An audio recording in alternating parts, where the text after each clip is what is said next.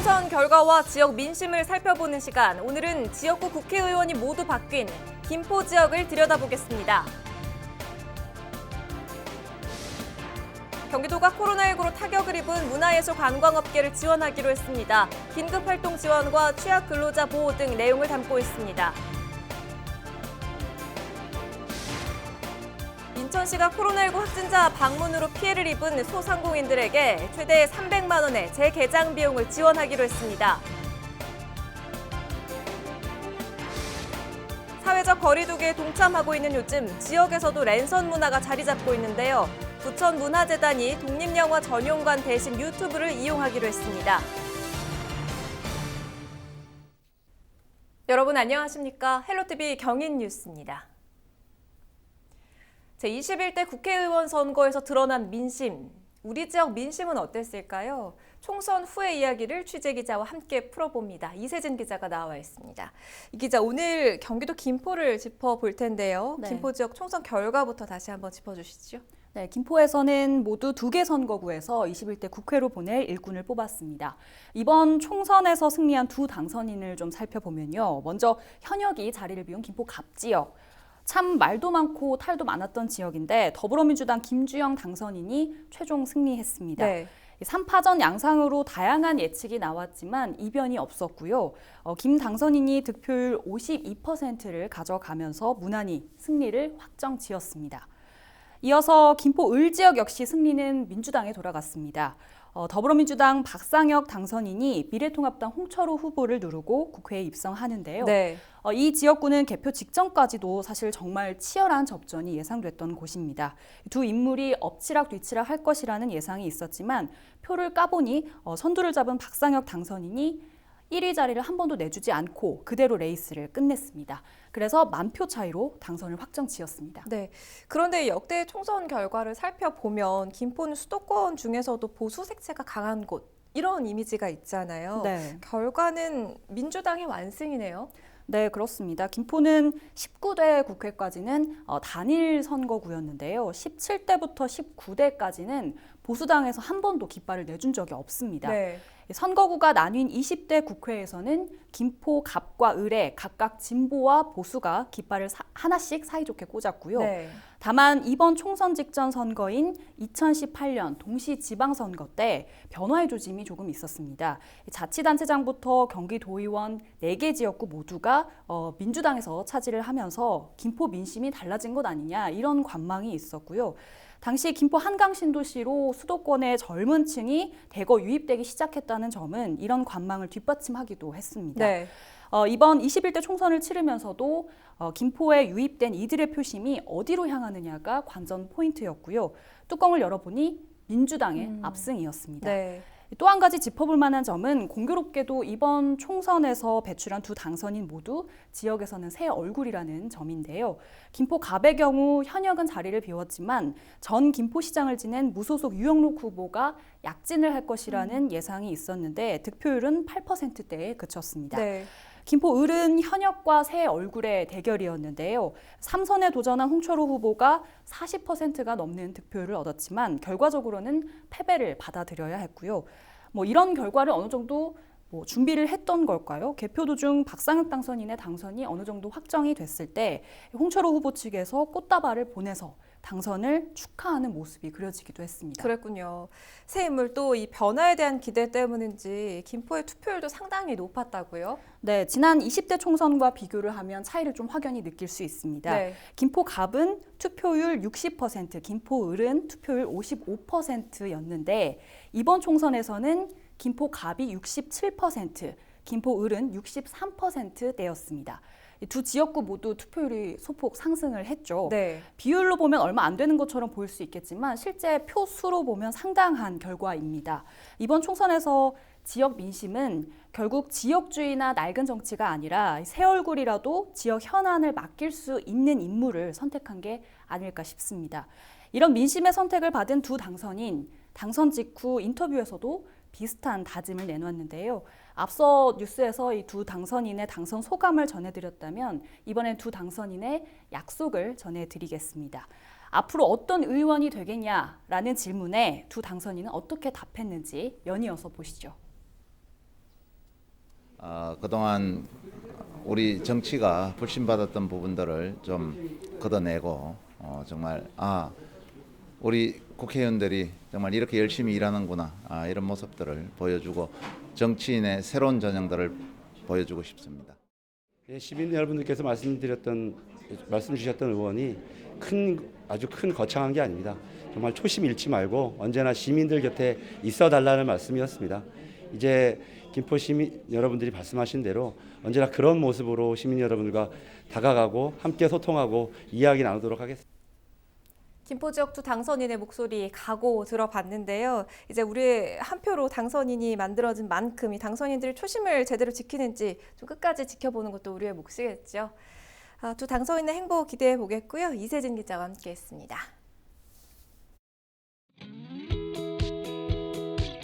일단은 축하드리고요. 저희 요즘 자영업자들이 장사함에 있어서 너무 경기가 안 좋아요. 그러니까 이번에 민주당 됐으니까 좀 경기가 활성화되기를 원하고 자영업자들이 먹고 살 수 있는 좀 좋은 시기가 왔으면 좋겠어요. 일단은 신속하고 좀 빠른 그리고 적절한 국가의 그 지원책이 좀 더 신속하게 이루어져야 된다고 생각을 합니다.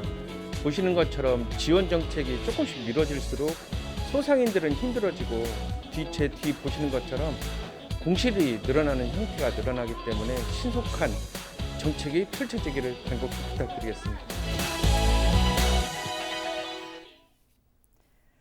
우리 지역을 비롯한 전국 모든 초중고등학교 온라인 개학이 시작됐습니다. 박재원 사람과교육연구소장과 전화 연결해서 관련된 이야기 나눠보겠습니다. 자, 이제 모든 초중고가 온라인 개학을 맞이했습니다. 이미 예상은 했지만 접속 관련 문제가 계속 이어지고 있는데요. 준비가 좀 미미했다고 해야 할까요? 아니면 이게 초기 단계이기 때문에 어쩔 수 없는 수순이다 이렇게 봐야 할까요? 우리가 코로나19 대응 관련해서도 초기에는 국민 여론이 별로 안 좋았던 기억이 있죠. 근데 이제 지금 보면 국제적으로 매우 우수한 성공 사례로 이렇게 칭찬을 받고 있습니다. 온라인 수업도 비슷한 것 같다는 생각이 들어요. 지금 이제 시행 초기이기 때문에 많은 어려움들이 있지만 실제로 아주 다양한 상황에서 다양한 문제들을 가지고 지금 선생님들이 고생을 하시는 것 같아요. 마치 헌신적인 의료진의 노력으로 우리나라 코로나 대응이 잘 된 것과 비슷한 모습이라는 생각이 들거든요. 그래서 저는 이런 상황에서 특히 일선에서 고생하시는 선생님들에게 좀 힘이 되는 이야기들이 좀 많아졌으면 좋겠다 이런 생각을 하고 있습니다. 네, 인터넷 환경 조성이 중요한 만큼 이 서위나 도서산간 지역에서의 불안한 통신망이 계속해서 문제가 되고 있는데 특히 인천 서해 5도에서는 무선 통신망 접속이 불안해서 원격 수업에 차질을 빚고 있는 상황입니다. 이런 곳들은 이 문제점을 완전히 해결하기 어려운 만큼 좀 대안이 필요할 것 같은데 어떻게 보십니까?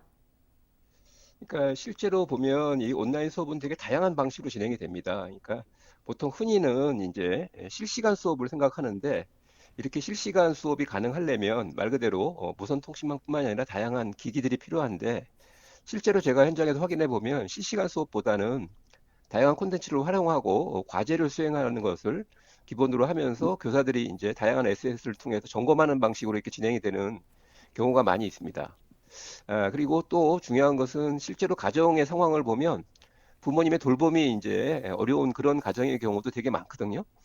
그래서 오히려 지금 중요한 것은 그런 어떤 기술적인 문제를 물론 해결하기 위한 노력은 꾸준히 필요하겠지만 학교와 가정 그리고 부모와 교사가 협력해서 실제로 가정에서 실시간이든 아니든 실제로 교육이 가능하도록 만들기 위한 노력이 필요하다고 생각을 합니다. 네, 반면에 인천 지역에서 모범으로 통하는 사례도 있지요. 인천 외고가 지난 3월부터 전국에서 처음으로 원격 수업을 실시해 오고 있는데 또 얼마 전에 인천 외고에서는 세계 최초로 원격을 통한 고교 세계 경제 포럼을 실시하기도 했는데 이게 그 원격 수업의 장점을 잘 살린 예다. 이렇게도 볼 수가 있겠죠?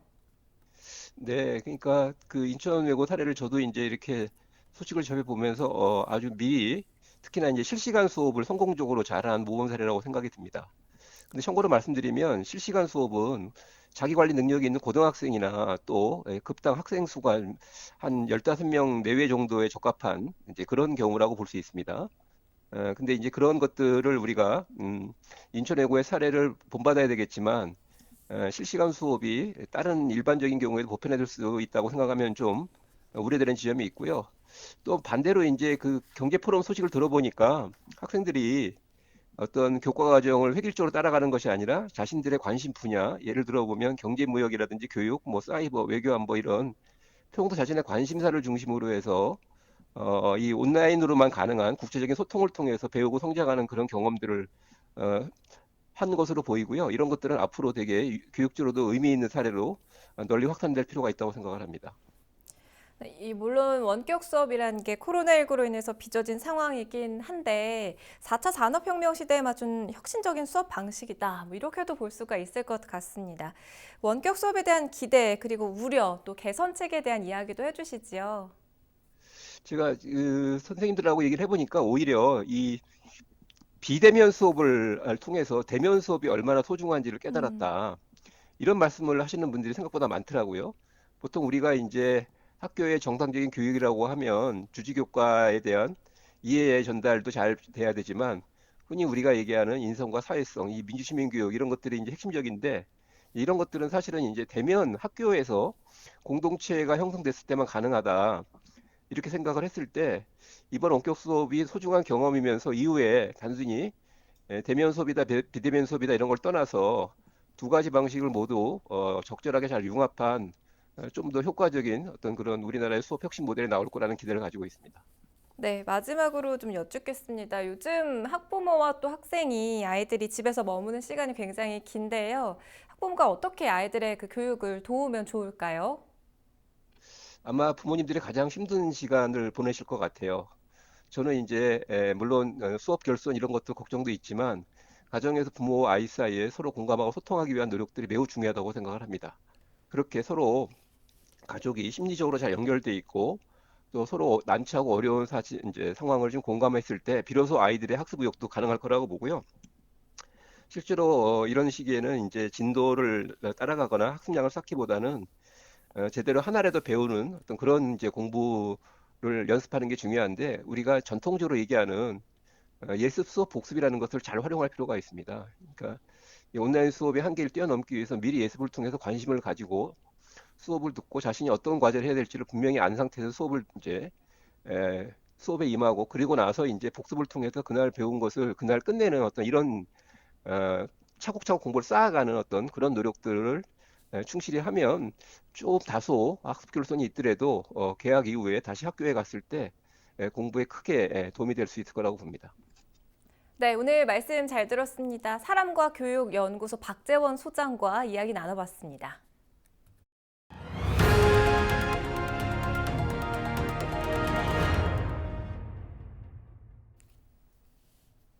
정부가 다음 달 5일까지 일정 부분 완화된 이 사회적 거리 두기를 연장하기로 했지만 여전히 문화생활을 즐기기는 힘든 상황입니다.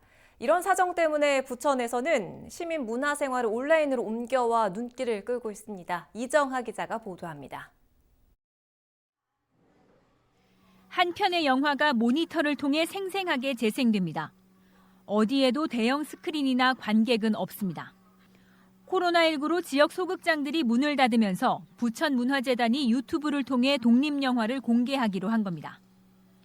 오는 24일까지 15편이 상영될 예정으로 시민들은 안방에서 문화를 즐길 수 있게 됐습니다. 독립영화 전용관 판타스틱 큐브가 부천에 있음에도 불구하고 영화 관람이라든지 문화적인 향유를 즐기고 싶으신 분들이 그걸 누릴 수가 없어서 시민들이 문화의 향유를 할 수 있게끔 집에서도 편안하게 영화를 관람할 수 있게끔 저희가 준비를 했고요. 객석과 호흡이 중요한 무대 예술도 공연 방식을 바꾼 지 이제 한 달째. 지역에서 활동하는 배우들이 어린이들을 위한 동화 구연에 나섰습니다. 이른바 비대면 문화 서비스. 전에 없던 색다른 방식으로 제작하는 작품은 배우들에게도 의미가 남다릅니다. 저희가 만들어내는 이런 결과물들이 지역에 있는 아동들과 그리고 시민들에게 많은 즐거움과 이 어려운 시기에 희망을 줄 수 있었으면 좋겠습니다. 코로나19 여파로 새로운 형태의 영화 상영과 공연 예술까지 등장하면서 지역 문화계에도 변화의 바람이 일고 있습니다. 헬로티비 뉴스 이정합니다. 경기도가 코로나19로 타격을 입은 문화예술 관광 업계를 위한 지원에 나섭니다. 긴급활동 지원과 취약 근로자 보호, 공공시설 임대료 감면 등을 골자로 한 경기도 문화 뉴딜 프로젝트를 시행한다고 밝혔습니다. 최창순 기자가 전해드립니다. 경기 상상 캠퍼스에 입주한 백현수 씨. 스포츠 교육 관련 스타트업을 운영하고 있는데 코로나19 탓에 야외 활동이 어려워지면서 최근 2달간 영업 실적이 거의 전무한 상황입니다. 가슴이 많이 아픕니다. 힘든 건 당연한 거고, 하지만 저뿐만 아니라 지금 모든 그런 저랑 비슷한 형태든 아니면 다른 분야든 계신 분들 굉장히 힘들어 하시는 거 다 알고 있고, 그 힘듦이 이제 함께 마음을 나눠서 좀 이겨냈으면 좋겠습니다. 경기도는 도립박물관과 미술관, 경기 상상 캠퍼스, 경기문화 창조허브, 임진각 평화누리 등 공공시설에 입주한 업체의 임대료를 감면하겠다고 밝혔습니다. 186개 업체를 대상으로 1개월에서 6개월분 임대료인 3억 3천여만 원을 면제할 계획입니다. 위기에 처한 예술인 1,000명을 대상으로 100만 원의 기적 사업을 벌입니다. 유료 관광지와 펜션 숙박권 가격을 최대 70%까지 할인된 가격으로 선구매하는 캠페인을 진행하고 도예 업체 특례 보증과 무관중 공연, 온라인 방송 등을 지원할 계획입니다. 또 활동이 중단된 프리랜서 900여 명과 500개 단체의 온라인 교육 콘텐츠 제작과 참여 등을 돕습니다. 방문국의 감소로 어려움을 겪는 경기도 인증 지역 서점 300곳엔 총 1억여 원의 배송 비용을 지원합니다. 이번 대책은 나눠주기식 접근보다는 문화예술 관광 분야의 긴급 지원을 통해 경쟁력 확보와 생태계 유지를 목적으로 하고 있으며 도민들도 사회적 거리 두기를 유지하면서 문화예술을 향유할 수 있도록 온라인 공연 등 다양한 콘텐츠를 제공하도록 하겠습니다. 이번 대책을 통해 코로나19로 어려움을 겪는 도내 예술인 2,400여 명과 관련 단체 1,700여 곳이 지원받을 것으로 전망됩니다. 경기슈TV 최창순입니다. 인천시는 코로나19 확진자 방문으로 피해를 입은 소상공인들에게 최대 300만 원의 재개장 비용을 지원합니다. 인천시는 홍보와 관리비 등 재개장 비용을 지원할 계획인데요. 해당 점포는 5월 1일까지 소재구청에 지원금을 신청하면 됩니다. 인천시 관계자는 신속한 집행을 위해 소상공인 확인 등 행정 절차를 간소화했다며 5월 중 순차적으로 지원금을 지급할 것이라고 말했습니다. 부천시도 코로나19 여파로 어려움을 겪고 있는 소상공인에게 최대 100만 원의 긴급 재난지원금을 지원합니다. 지원 금액은 소상공인 1명당 기본 50만 원이고 여기에 사회적 거리두기 등 행정명령에 의해 피해를 본 학원 등에는 50만 원이 추가 지원됩니다. 지원 대상은 올해 1월 1일 이전부터 이달 27일까지 부천시에 사업자 등록을 한 소상공인으로 지난해 기준 매출이 3억 원 이하여야 합니다. 또 올해 1월부터 3개월 동안 지난해 대비 20% 이상 매출이 감소한 사실을 증명해야 합니다. 신청은 다음 달 31일까지 부천시 홈페이지와 지역 행정복지센터에서 할 수 있습니다. 부천시는 지급 기준에 해당하는 지역 소상공인이 최대 3만 7천여 명에 달할 것으로 추정하고 있습니다. 인천시 상수도 사업본부가 상수도 시설공사 매뉴얼을 제작해 일선 공무원들에게 배포했습니다. 시 상수도 사업본부는 붉은 수돗물 사고의 후속 대책으로 노후관로 교체 등 대규모 시설 공사를 계획하고 있는데요. 사전에 담당 공무원들의 역량을 강화하기 위해 이 매뉴얼을 제작했습니다. 매뉴얼은 시설 공사의 업무 흐름도와 단계별 중점 관리 사항 등을 담고 있습니다. 뒤늦은 꽃샘추위가 찾아오겠습니다. 화요일 아침 기온 7도로 시작하겠고 한낮 최고 기온 10도가 예상되는데요. 따뜻했다, 쌀쌀했다, 맑았다, 흐렸다 하는 이 변덕스러운 봄철 날씨 속에 건강 잘 챙기시기 바랍니다. 찬 공기가 유입되면서 이번 주는 낮 기온이 크게 오르지 못하겠습니다. 화요일 낮 기온이 10도, 수요일은 9도에 그치며 쌀쌀하게 느껴지겠습니다. 바람도 강하게 불겠는데요. 기온 변화가 심한 만큼 건강 잘 챙기시기 바랍니다.